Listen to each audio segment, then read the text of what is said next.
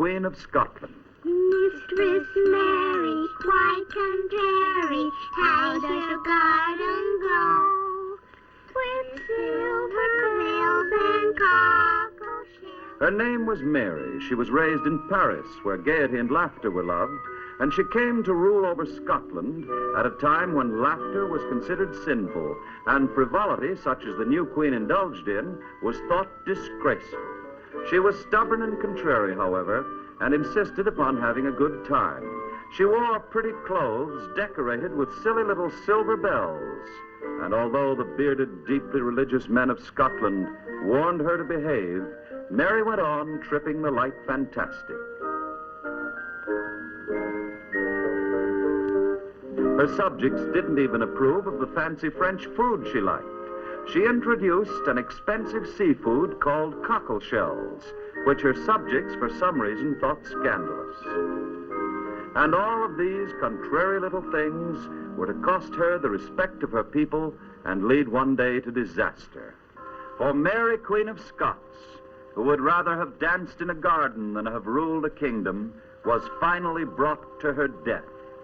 And even when she came to mount the scaffold, poor Mary was contrary to the end. She insisted upon removing her ruffled collar herself, and proudly went forward to kneel beneath the axe. And it is the tragic history of this contrary queen which hides today in a simple rhyme for children. You sing with me, all right? Sing a song of sixpence, a bag full of rags, 24 blackbirds baked in a pie. This one is really an ancient news item about Henry VIII, who, you'll remember, married 6 wives and led the life of Riley. Henry didn't allow his private life to be talked about, yet the people on the outside were gossiping about him all the time, hiding their thoughts in simple rhymes. For in addition to matrimony, Henry always enjoyed money, 6 wives being sufficient to keep any man broke.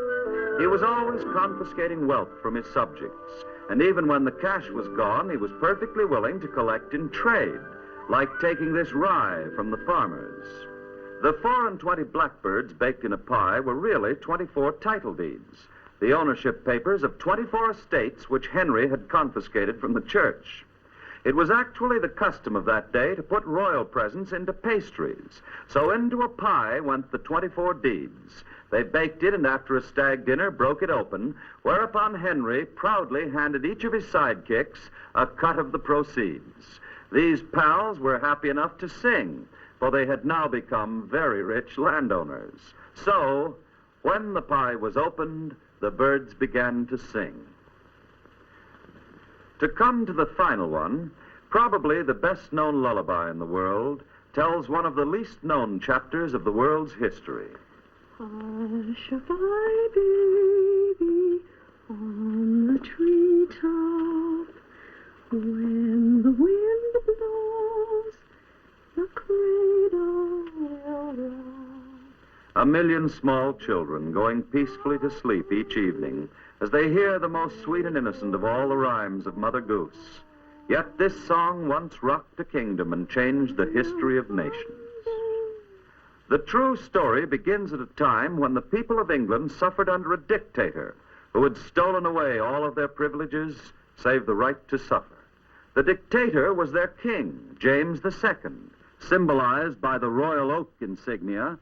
He had every power except one. He had no son to follow him to the throne. But then as now, the people under a tyrant sooner or later get together and they plot his overthrow. In 100 English taverns, secret societies of liberty were formed to fight for freedom. Even while they pretended to drink his health, they were praying he would die without a son.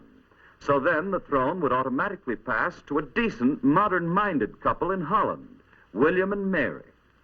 Yet, if the dictator should have a son, the ancient laws of England would keep his hated family in power, perhaps for centuries to come. The secret societies of liberty had members who watched the dictator like hawks. And to these men one morning came a curious sight. At a back gate of the king's gardens, a carriage drew up, and out of it came a page carrying a huge warming pan, the kind that in those days was filled with hot coals and used to warm the beds of sick people. Then came the king's private doctor, and finally a priest. A priest, perhaps to give the last rites to a dying man. So the rumor spread that the king was dying at last, dying without a son, so that the honest, kindly rulers would now get the throne. All over England, people waited. But then, fireworks in the palace gardens. Then, the rumors of sickness were wrong, for fireworks in the palace garden were a sign of rejoicing, not of death. Rejoicing because the king had had a son. The hated family now had a legal stranglehold on England for another generation. Yet, all at once, a cloudburst of rain, putting out the king's celebration. And almost instantly, as if it had rained only long enough to quench that celebration, clearing again.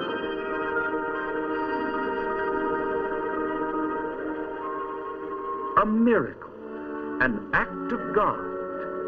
To these superstitious, long-suffering people, this was a sign from heaven, a sign that something was wrong. One of the men who had seen the carriage drive to the palace gate suddenly stumbled upon a clue. A simple barmaid was sadly chalking a cradle, the symbol of a new addition to the royal family tree.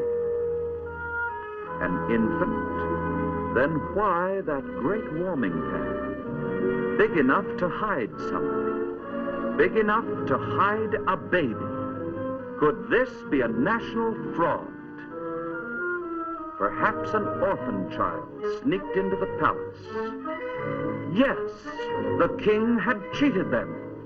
So, to send word out to the land, they wrote an innocent-sounding jingle. When the bough breaks, the cradle will fall. Down will come baby, bough, cradle, and all.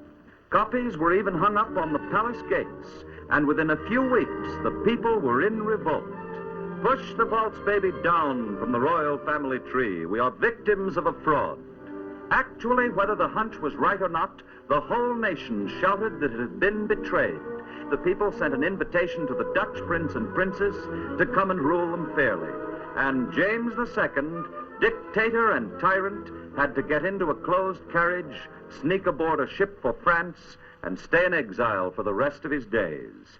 Down came the cradle, and down came the Stuart kings from the royal family tree forever.